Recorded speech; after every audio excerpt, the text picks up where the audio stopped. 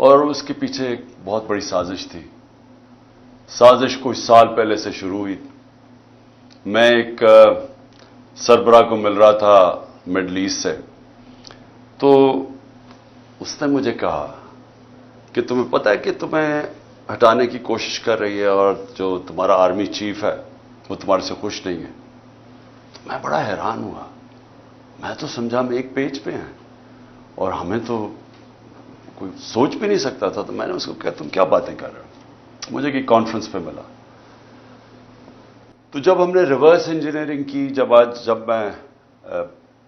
جب سے ہماری گورنمنٹ گئی اور میں نے پھر پیچھے سارا جائزہ لیا کہ کیا کیا ایونٹس ہوئے اور کس طرح کی سازش ہوئی اور کون کون اس میں ملوث تھا. لیکن ایک کردار جو سب سے جو اس کا ماسٹر مائنڈ تھا، تو وہ پھر آہستہ آہستہ ساری سمجھ آ گئی. کدھر کدھر دھوکے ہوئے ہمارے سے، کدھر کدھر ہمیں لال بتی کے پیچھے لگایا گیا، کدھر کدھر جھوٹ بولے گئے. اور ساری کوشش یہ تھی، پہلے سے پلان بنا ہوا تھا کہ مجھے ریپلیس کرنا تھا شہباز شریف سے.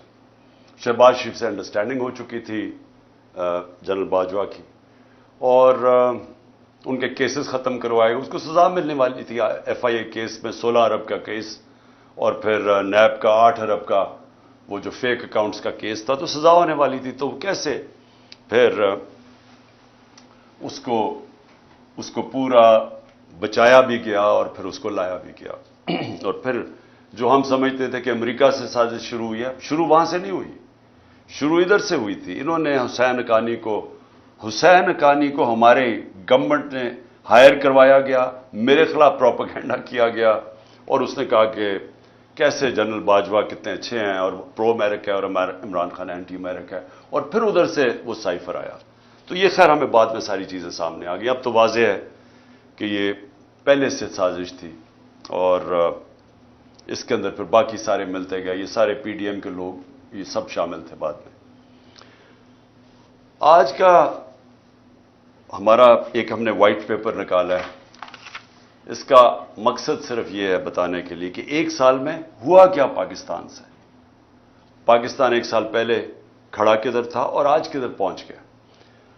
تو میں یہ چاہتا تھا کہ آج اپنی قوم کے سامنے موٹی موٹی چیزیں رکھوں کہ ایک بند کمرے میں تھوڑے سے لوگوں نے مل کے فیصلہ کر کے آج جدھر پاکستان کو پہنچا دیا ہے، تو قوم کو کم از کم پتہ چلے کہ قوم سے ہوا کیا ہے.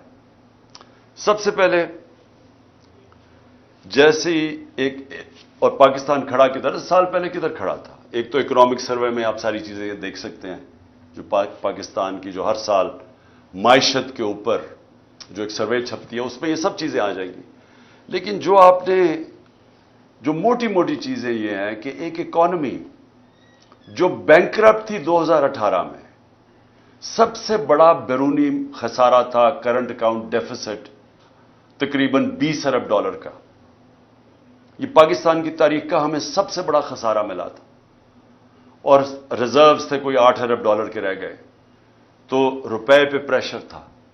اس مشکل وقت میں گورنمنٹ ملی، پہلے سال سٹیبلائز کی، دوسرے 2 سال کرونا سے ہمیں ڈیل کرنا پڑا.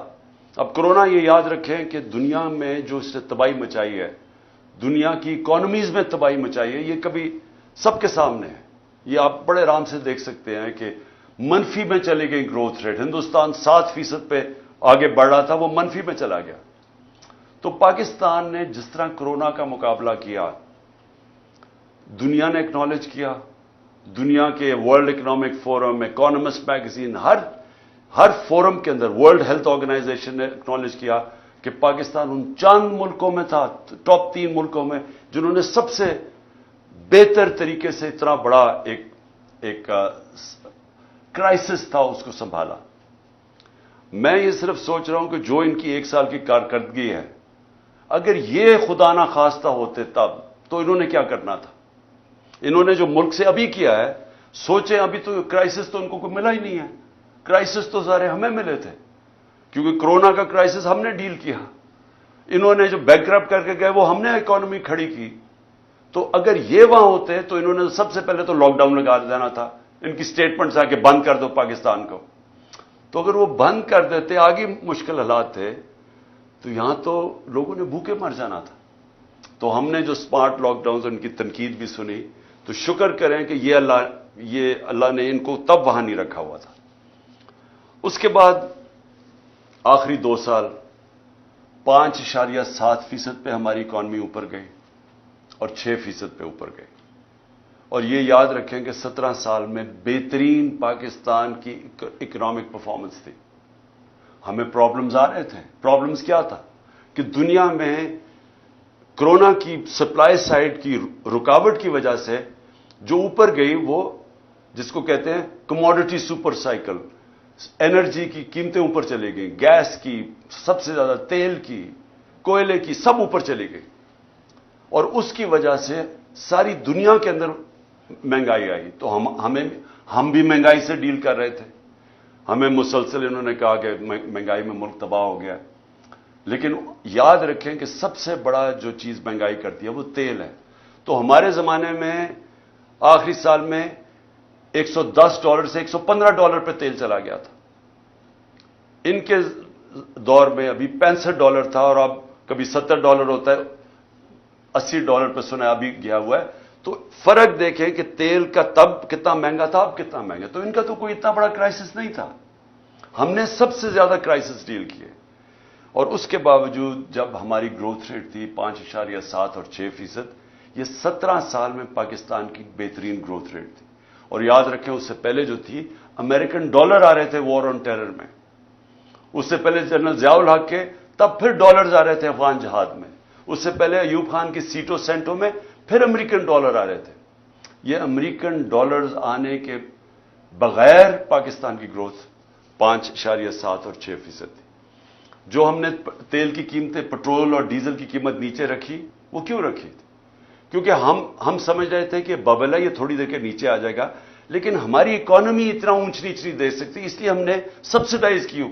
کیونکہ ہم نے روس سے جب میں وہاں گیا, میں نے صدر پوٹن سے جب ملاقات ہوئی, ہم نے ان کو بتایا کہ ہمارے ملک میں یہ آپ کی ٹینشن کی وجہ سے تبھی تیل کی قیمتیں اوپر چلی گئی تھی. تو انہوں نے پھر اپنا انرجی منسٹر بھیجا, حماد اظہر سے ملاقات ہوئی, اور ہماری انڈرسٹینڈنگ یہ تھی کہ ہم نے جس طرح ہندوستان سستا تیل روس سے لے رہا تھا, پاکستان نے بھی لینا تھا. اور بدقسمتی سے آتے ساتھ ہی آپ کو پتا ہے کہ سازش شروع ہو گئی. واپس آئے تو ووٹ آف نو کانفیڈنس ہو گئی, اور اس کے بعد ہماری گورنمنٹ چند ہفتوں میں چلی گئی. تو وہ بیچ میں ہی چیزیں رہ گئی.